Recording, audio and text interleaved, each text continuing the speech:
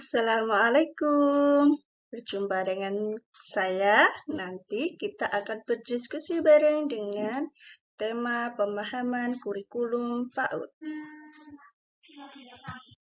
Sebelum kita lanjut ke materi tentang pemahaman kurikulum PAUD, tak kenal maka tak sayang. Di sini saya akan mengenalkan sebagian kecil tentang profil saya. Saya Zumratus Saadah. Tempat tanggal lahir Demak 28 Desember 1985. Kemudian alamat saya di Wedung, tepatnya di Desa Muko. Kemudian saya bekerja sebagai fasilitator AMUD Indonesia. Kemudian ini ada WA, kemudian ada email, kemudian ini pengalaman saya yaitu sebagai fasilitator lembaga dampingan AMUD, kemudian ada pengurus daerah Himpau di Kabupaten Demak, dan juga instruktur senam kebugaran. Lanjut di sini, sebelum kita melangkah ke tujuan pemahaman kurikulum PAUD, kita akan ice breaking dulu, yaitu ice breakingnya tentang tepuk semangat Cowboy. Ada yang sudah ingat? Ya, kita akan belajar bareng-bareng ya.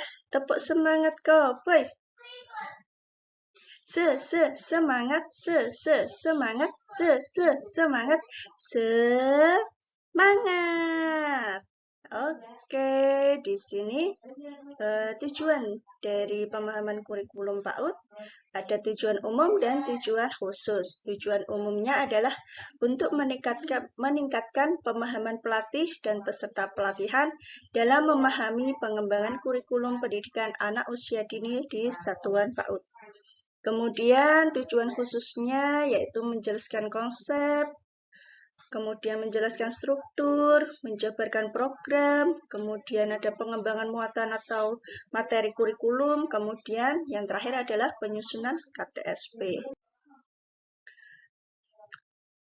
KTSP di sini ada pengertian KTSP, kemudian ada karakteristik KTSP, kemudian ada prinsip-prinsip KTSP PAUD, dan alur pengembangan KTSP PAUD. Akan kita kupas satu persatu apa itu pengertian KTSP, karakteristik, prinsip-prinsip, serta alur pengembangan KTSP. KTSP adalah seperangkat rencana pengaturan mengenai tujuan, isi, dan bahan pelajaran serta cara yang digunakan sebagai pedoman penyelenggaraan pembelajaran untuk mencapai tujuan pendidikan tertentu. Kemudian landasan kurikulumnya ada landasan filosofi, ada landasan teoritis, ada landasan sosiologi, kemudian ada landasan psikologi, dan juga landasan yuridis.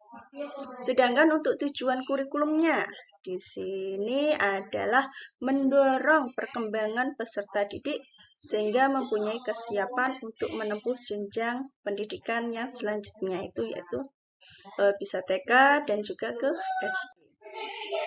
Mengapa perlu membuat KTSP? KTSP dibuat sebagai acuan untuk menyelenggarakan program lembaga PAUD, yaitu sesuai dengan visi, misi, tujuan, serta program pengembangan dan materi pembelajaran. Kemudian melaksanakan berbagai layanan lembaga PAUD yang disesuaikan dengan kalender pendidikan lembaga, kemudian melaksanakan proses pembelajaran dan melakukan evaluasi hasil pembelajaran, yaitu rangkaiannya prosem, RPPM, RPPH, serta penilaian. Karakteristik kurikulumnya, kita bisa melihat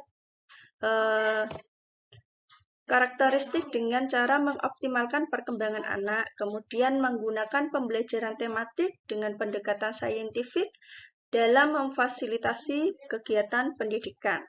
Kemudian menggunakan penilaian otentik dalam memantau perkembangan anak, kemudian memperdayakan peran orang tua dalam proses pembelajaran, serta kurikulum dikembangkan dengan prinsip diversifikasi. Karakteristiknya juga mengandung muatan lokal yang ada di lembaga tersebut, yaitu dengan mengembangkan kompetensi anak yang disesuaikan dengan ciri khas dan potensi daerah. termasuk keunggulan daerah untuk mendukung stimulasi anak. Misalnya, lembaga mengenalkan budaya barongan, kemudian rebana, zipinan, jambu demak, sawah, sebagai penghasilan utama penduduk dalam pembelajaran.